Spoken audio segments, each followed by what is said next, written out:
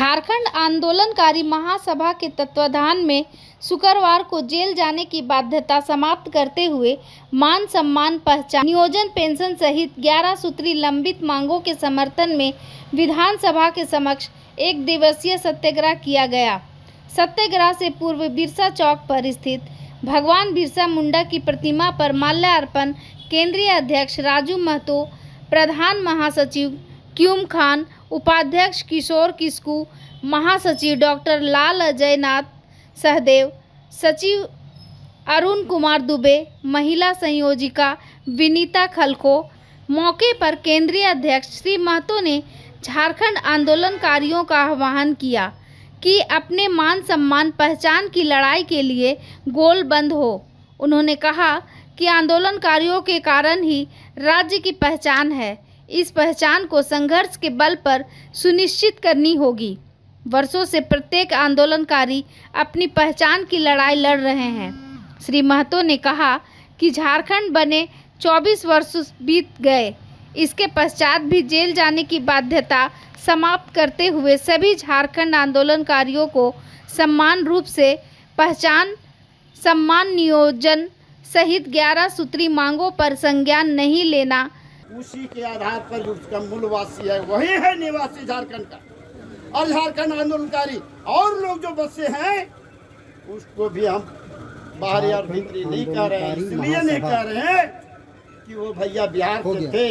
हम लोग आज की जगह अलग राज हुआ था, उसमें बहुत बड़ा रैली हुआ था हजारीबाग में, जो डेमोसाइल के लेकर के इतना बड़ा विरोध हुआ था, उस समय भी बोले थे अगर आप झारखंड के में हो तो झारखंडी बन के रहो, उसका अधिकार मत लो। बिहार का भी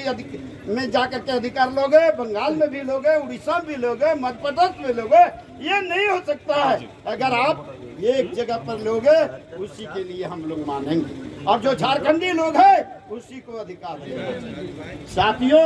सबसे पहला हम एक ही चीज कहना चाहेंगे, लोग को जरूरी है, ये 2-3 हजार में काम नहीं चलेगा हम लोग को। इसलिए आपको कम से कम 25,000 रुपये दे दीजिए और जिंदगी भर नाम कमाइए और मुख्यमंत्री रहिए। आदमी जब लंबी आयु जीता है और जीने के बाद में कहता है कि अरे इसका बुढ़ारी समय में बुद्धि खुल रहा है, तो हम लोग भी समझ रहे हैं कि शायद सरकार का अंतिम क्षण अब जो इसका आ गया है, तो हेमंत बाबू का शायद अगर विवेक खुल जाए और देश के अंदर में और भी राज्य बना। उत्तराखंड जब राज्य बना तो वहाँ के मुख्यमंत्री ने नैतिकता दिखाया कि वहाँ के आंदोलनकारियों के लड़ाई से राज्य बना, तो सबसे पहले 350 आंदोलनकारियों को सम्मानित किया, तब जाके मुख्यमंत्री के पद का शपथ लिया।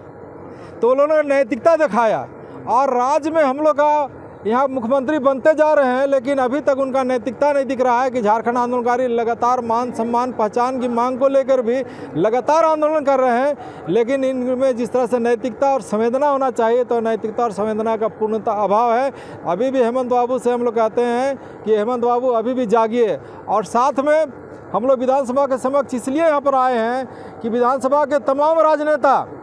चाहे जिस दल के भी हों, दलीय बातों से ऊपर उठ करके आप आंदोलनकारी जिन्होंने त्याग किया, संघर्ष किया, कुर्बानी दिया, उनके लिए विधानसभा में कार्यस्थगन प्रस्ताव लाइए। आप लोग विपक्ष के लोग भी हैं तो वो लोग भी कार्यस्थगन प्रस्ताव लाइए, या तो और भी अपने तरीके से बातों को रखिए कि ताकि आंदोलनकारियों के नाम एक दिन एक विधानसभा